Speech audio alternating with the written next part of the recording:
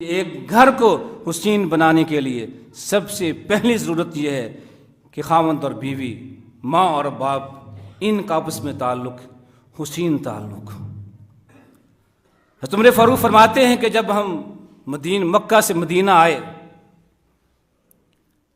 تمہارے نزدیک عورتوں کا کوئی مقام نہیں تھا، کوئی حیثیت نہیں تھی، کوئی خاوند بھی اپنی بیوی کو اپنے معاملات میں شریک نہیں کرتا تھا، اس سے کوئی رائے نہیں لیتا تھا۔ کوئی مسئلہ پیش ہو خاوند کو خود سوچتا، اپنے دوستوں سے مشورہ لیتا، لیکن بیوی اس قابل نہیں تھی کہ اب اس کو مشورے میں شریک کرتی۔ فرماتے ایک دن میں خود کسی مسئلے پہ غور کر رہا تھا، سوچ رہا تھا، تو میری بیوی میرے پاس آئی، کیا بات ہے، آپ پریشان کیوں ہیں، کیا سوچ رہے ہیں؟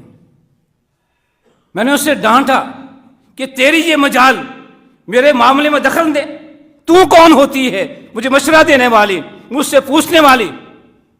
مجھے کیا مسئلہ ہے، کیا مصیبت ہے؟ نہیں، جاؤ، تمہارا یہ کام نہیں ہے۔ میں نے اس کو ڈانٹ دیا کہ میرے معاملے تم کیوں شریک ہوتی ہو؟ لیکن جب میں نے یہ بات اللہ کے نبی کو بیان کی، میں نے ایسا کیا تو کہا، فرمایا کہ نہیں، یہ عمر یہ اچھا طریقہ نہیں ہے۔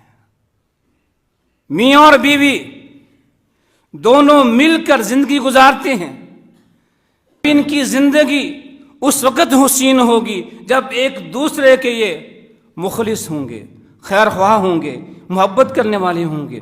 تو جب تک یہ کسی کے غم میں شریک نہیں ہوتے تب تک ان کی زندگی حسین نہیں بنتی۔ اپنی بیویوں سے مشورہ کیا کرو، انہیں حق دو کہ وہ تمہاری زندگی کے شریک ہیں، شریک حیات ہیں، زندگی کے معاملات میں ان سے مشورہ کیا کرو۔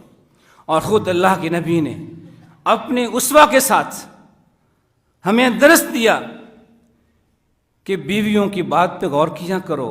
بعض اوقات بیویاں ایسا مشورہ دیتی ہیں جو انسان کی اپنے عقل میں نہیں آتا۔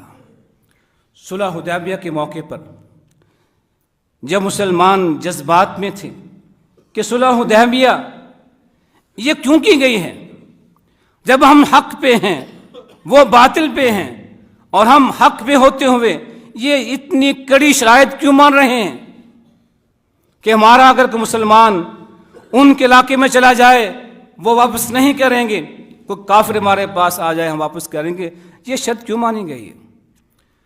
جذبات ان کے منتشر تھے۔ تو آپ نے کہا ہم نے صلح کر لی ہے اور اب ہم مکہ نہیں جائیں گے، عمرہ نہیں کریں گے، جس کے پاس قربانی ہے وہ اسی حدیبیہ کی وادی میں قربانی ذبح کر دے۔ آپ نے یہ فرمایا وہ لوگ جو چند گھنٹے پہلے یہ منظر پیش کر رہے تھے کہ اپنے نبی کے وضو کا ایک قطرہ زمین پہ نہیں گرنے دیتے تھے، وہ جانثار جو اپنے نبی کی خون کی حفاظت کرنے والے اتنے مضبوط تھے کہ اپنے نبی کی وضو کا پانی زمین پہ نہیں گرنے دیتے تھے، اب نبی کہہ رہا ہے کہ اپنی قربانی ذبح کر دو، کوئی نہیں اٹھا۔ آپ نے بار بار کہا، کوئی نہیں اٹھا۔ اب پریشان ہو گئے، ان کو کیا ہو گیا ہے؟ میرے جانثار، میری ہر بات ماننے والے اب میری بات کیوں نہیں مان رہے ہیں؟ پریشان ہو کے اپنے خیمے میں آتے ہیں۔ آپ کے زوجہ محترمہ حضرت ام سلمہ پوچھتی ہیں، اللہ کے نبی کیا بات ہے، آپ پریشان کیوں ہیں؟ کہا میں نے اپنے صحابہ سے کہا قربانی ذبح کر دو، کوئی نہیں اٹھا۔ فرماتی ہیں کہ آپ پریشان نہ ہوں، آپ جائیں، کسی سے کچھ نہ کہیں، اپنی قربانی ذبح کر دیجئے بس۔ آپ نے بیوی کی بات مانی، مشورہ بیوی نے دیا، اس کو تحقیر کی نگاہ سے نہیں دیکھا، فوراً باہر جاتے ہیں، اپنی قربانی ذبح کرتے ہیں۔ جب صحابہ کرام نے دیکھا کہ اللہ کے نبی ذبح کر رہے ہیں، سب بھاگے، سب نے فوری طور پہ ذبح کر دی۔ یہ مشورہ بیوی کی بات مان کر آپ نے ہمیں سمجھایا کہ اپنی بیویوں کو اپنے معاملات میں شریک کیا کرو۔ تمہیں رائے دیں تو رائے پہ غور کیا کرو، رائے نہ دیں تو ان سے پوچھ لیا کرو، ان کی رائے بھی اچھی رائے ہو سکتی ہے۔ اسلام نے یہ حق دیا اس معاشرے میں جس معاشرے میں عورت کا کوئی وقار نہیں تھا، اس قابل نہیں سمجھی جاتی تھی کہ اس کو اپنے مشورے میں شریک کیا جائے۔